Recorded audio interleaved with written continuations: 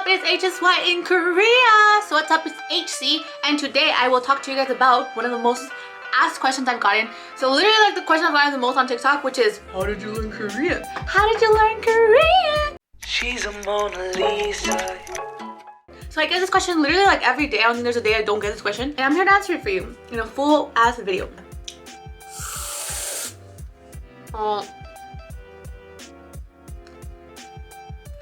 It's so good. One more time. Anyways, I'm going to answer this question for you guys because I get this literally every day. Keep in mind though, my learning style might be different than your learning style. So maybe if you do what I do, it might not work for you, or maybe different methods of learning Korean might work for you. But from the top, make it drop.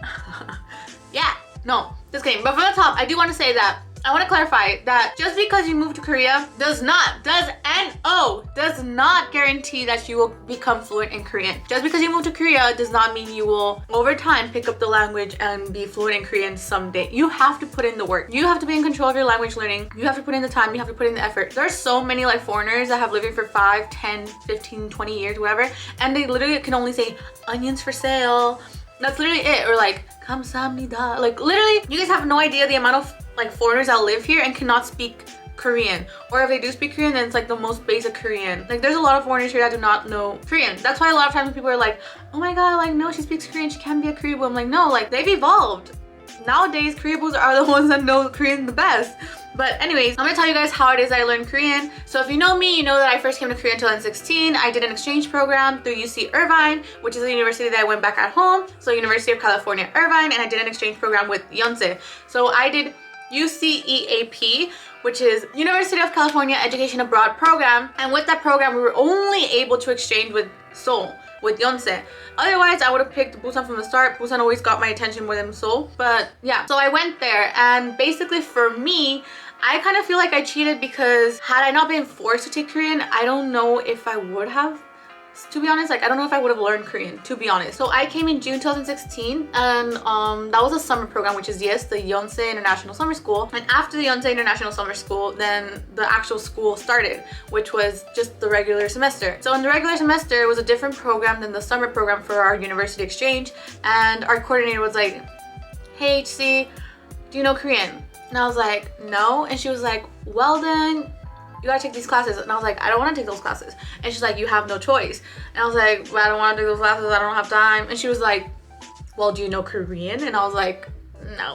And she was like, then you have to take these classes. And I was like, no, because the thing is, the Korean classes it wasn't like it was like 2 days a week. It was literally every day. It was Monday through Friday from 4 p.m. to 6 p.m. every day, Monday, Tuesday, Wednesday, Thursday, Friday. And that was all 16 weeks of the semester, and I had to do that for the whole year that I was abroad. And I kid you not, I really didn't care about learning Korean. I didn't want to learn Korean at the time because I never thought I was gonna come back to Korea, so I didn't really have an interest in like learning this new language. And I knew in 1 year I wasn't gonna become fluent and stuff, so I didn't really care about learning it too much because I was like, you know what, I'm gonna go back home, I'm not gonna come back, so it's really not worth the time and effort of me learning another language when I'm never gonna come back. Like I only need to speak it in Korea. But nevertheless, I had to take it for 2 semesters.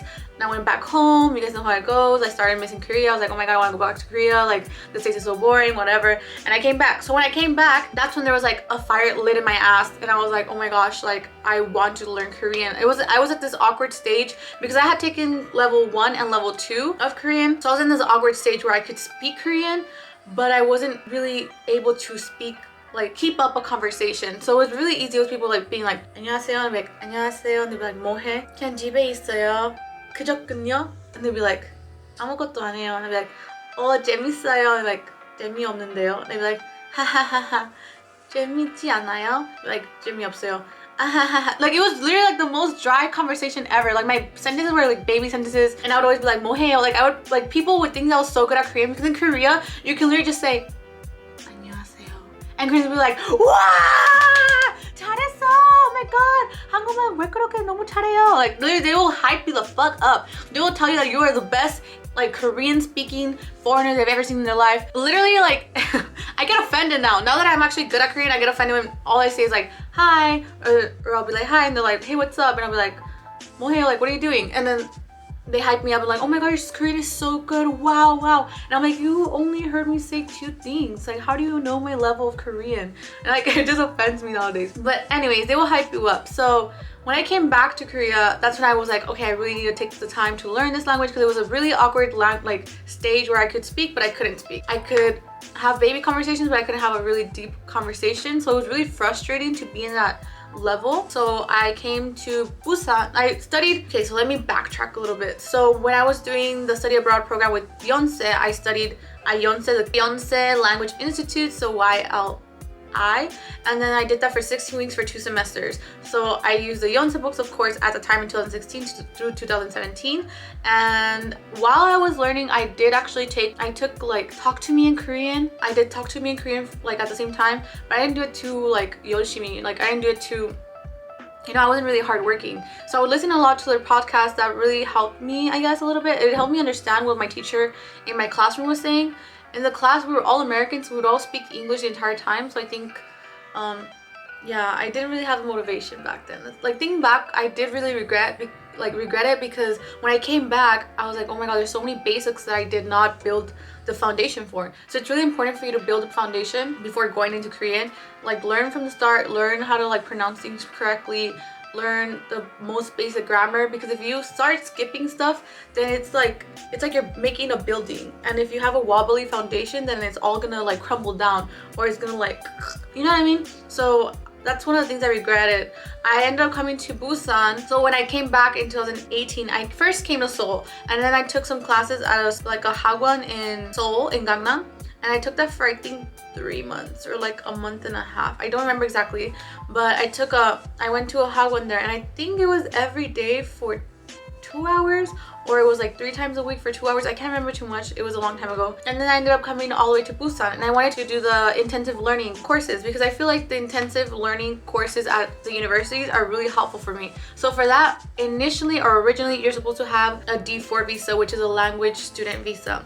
However, I actually came on an H1 visa, which is a working holiday visa. So because I had the working holiday visa, I was given more of a freedom of what to do with my visa. It's kind of like it's a do whatever you want for a year visa type of thing. So the working holiday. So I basically was working in Itaewon, like at a restaurant, at a Mexican restaurant.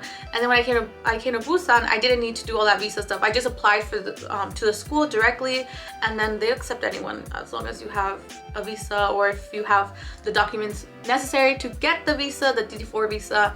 So I applied initially to Gyeongseongdae, which is in Busan. So it's just Gyeongsang University, I think. I don't know if it's a national university. Anyways, Gyeongsang University, and I took the exam. They have a placement test on the spot. I took the placement test, and she was like, you need to be in level 1. And I was like, what? And she was like, yeah. She's like, your level's like too low, because I couldn't write. The way that they taught us at Yonsei, because we were exchange students and not like the actual like Yonsei Language Institute students, they didn't, our teachers at least, they didn't really teach us too hard, especially because we were one of the lowest classes. We were one of the classes that didn't really try. So I didn't know how to write. They literally like, I was there for a whole year, and I didn't know how to write like a paragraph. Like I think I barely knew how to write a paragraph, and it would only be about myself. I only knew how to talk about myself, how to express things about myself, or how to explain like the smallest of things, like 이거 deodorant이에요, 이거 휴대폰이에요. Do you know what I mean? Like literally the smallest things. 이거 검은색이에요. Like the smallest things. That was all that I knew how to do. I didn't know how to write about anything else. Like if you were gonna tell me like, oh, talk to me about the like health. I think that was one of the things that we got, like health. I didn't know how to talk about health. I was like, oh, what the heck? And like if it was family, it was gonna be super basic, you know, like 제 가족은 5명입니다, like blah, blah, blah. Like, you know, it was like really easy stuff. So she was like, you're gonna be in level 1, and I was like, I'm not gonna pay $1,100 to be put in level 1 when I already did level 1, level 2. At the time I was like, what the heck? But to be honest, I probably should have started all the way from level 1, because I did have like, I struggled a lot with a lot of foundation things, especially like aso, oso, yoso thing, like the grammar point, like the so grammar point, just because I didn't learn it well when I was in Yonsei, because I didn't really care.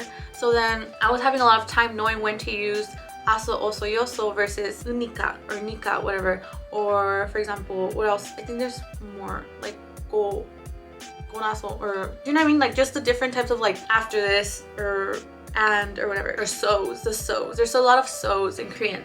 So basically what I ended up doing, I went to the school right next to it, which is Bugyongdae. So if you know Busan, there's Gyeongsangdae, Bugyongdae area, and basically they're like across the street from each other.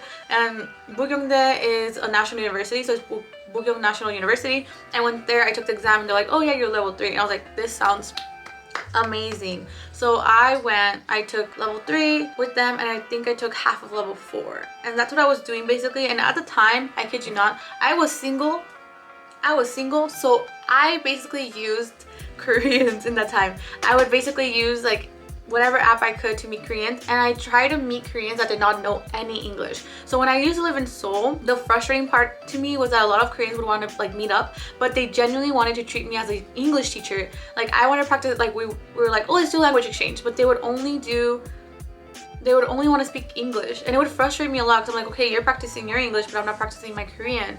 And it was also kind of like one of those things where of course we couldn't practice my Korean, because if you compare like my baby Korean to their advanced English or whatever, like why would we default to talk like struggling and talking in baby talk when it's more comfortable for us to speak at a higher level with a different language, you know what I mean? So I feel like it's always better for you to meet someone where they either don't know your native language or where you know Korean at a higher level than their English level or whatever, because at the end of the day, if you're struggling, you're gonna default back to whatever language you guys have stronger in common. So that's what I did for I think maybe like 6 months or a few months, I don't know. I ended up getting a boyfriend towards the end, so then after that I had to cut that shit off. But before that, basically what I ended up doing was I would just meet up Koreans all the time, and just basically they didn't know any English, so we had to always default to Korean. And then also at Bugyongdae, there was like no Americans. I was the only American in my class.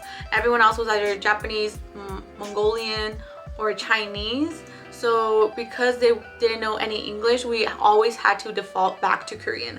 I had a Russian classmate too, and we would always default back to Korean. So I think put yourself in that scenario. Try your best to put yourself, when you're learning Korean, to put yourself in that scenario where you're going to be surrounded by people that don't know your native language, or you don't have a common language with, whether it's your classmates or whether it's like people that you're hanging out, Koreans that you're hanging out with. Just make sure that you always try to default, because at the end of the day, practice does make perfect, and you do need that practice.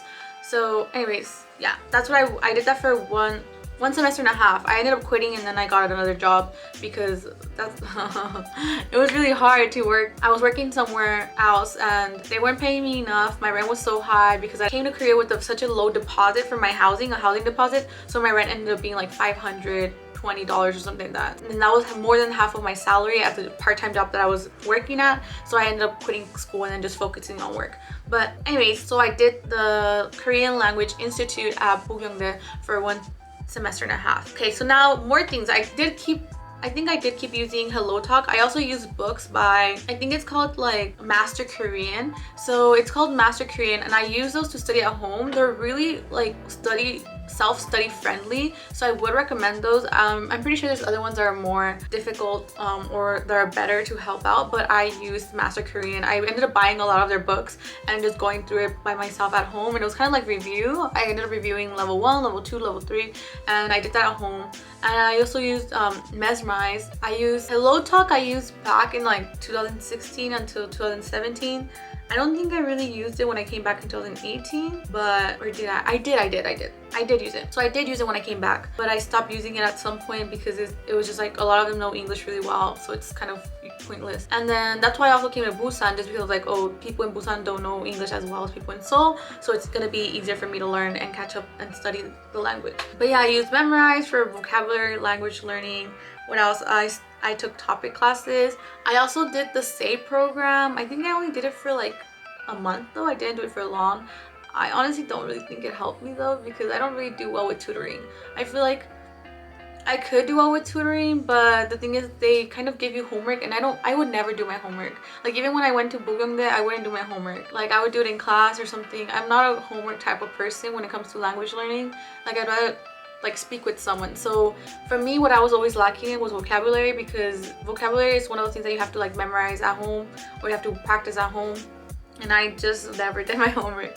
Okay, and then now after that, I ended up getting KGSP or GKS, a Global Korea Scholarship. If you guys know, I'm a scholarship student. So I ended up getting that. So I ended up getting 1 year of free language learning. So I did that at Daehakyo in Daejeon. So in Daejeon, I did 1 year of Korean language learning. However, after our first semester, we were like, when did Corona hit? Like towards the end of our second semester, and they're 10 weeks each. So after that, the second semester, that's when Corona hit. Was it the end of the second semester? I don't remember if it was the end or like in the middle. I think it was somewhere like towards the middle-ish, but we ended up having to revert to like online classes. And our school had this whole issue where like they didn't have enough teachers, so then they ended up like putting me in level 4 because they didn't have a level 3 initially, or else I would have gone to level 3. But they put me in level 4 because I was too high for level 2. So then they put me in level 4, and I was like, I want to go again and do level 3. So I went to level 3, and I ended up going back to level 4, and then they didn't have enough students, so then they put us in level 4 again. So I did level 4 4 times and level 3 once. So it was a whole mess. I didn't really learn as much as I was expecting to, and I kind of just like checked out sometime in the year because I was just really frustrated with the school and how the system was going, and with the whole like online learning COVID situation. Yeah, basically now I think my language skills have gotten so much worse just because I haven't been learning it in an academic level, and I also don't really meet anyone that uses a lot of like, I haven't been meeting anyone like consistently, if that makes any sense. So I feel like every time that I meet someone, I meet them the first day or the first time, and it's always kind of the same conversation, same topics, getting to know each other, you know, like where, like, what do you like, hobbies, or what do you like to do, where you're from, blah blah, stuff like that. So every time that's like the first meeting, it's always that, and I haven't been meeting anyone consistently to keep more of a deeper conversation with or have different topics of conversation with. So my Korean has actually really decreased. I haven't been using it, especially now. Like, I go to school, my classes are supposed to be in Korean and the lecture is, but the vocabulary is so difficult that I don't even catch up on it. So I'm just like, wow. So like actually right now I have topic level 4. I don't think I'll ever get topic level 5 because I haven't learned Korean in over a year. So yeah, I should probably get on to that. But anyways, this is how I learned Korean. So basically I went to school for it. That's all I can say. If you want to study for it on your own, then I would say maybe talk to me in Korean. They have a lot of podcasts.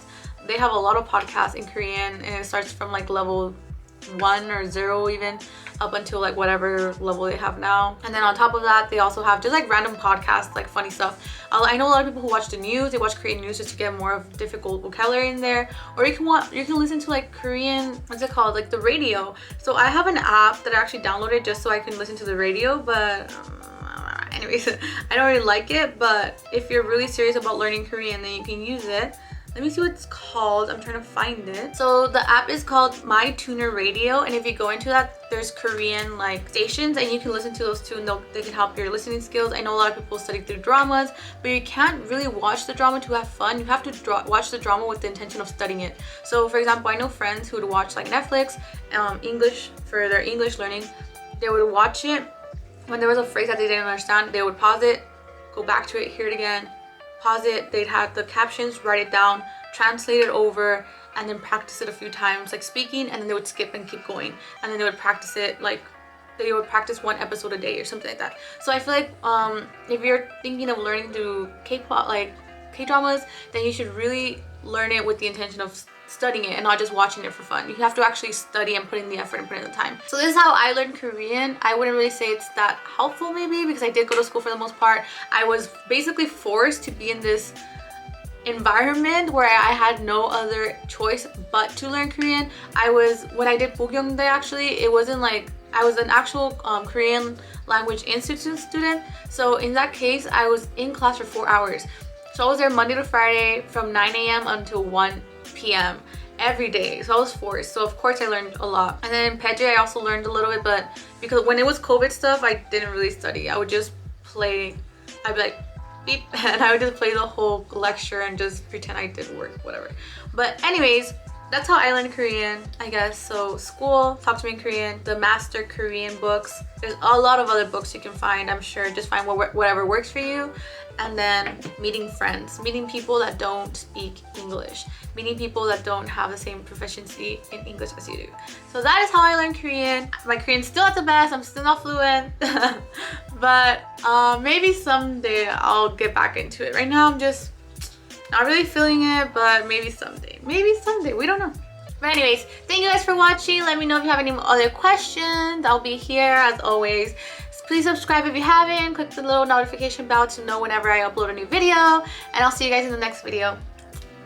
Bye! Everyone's not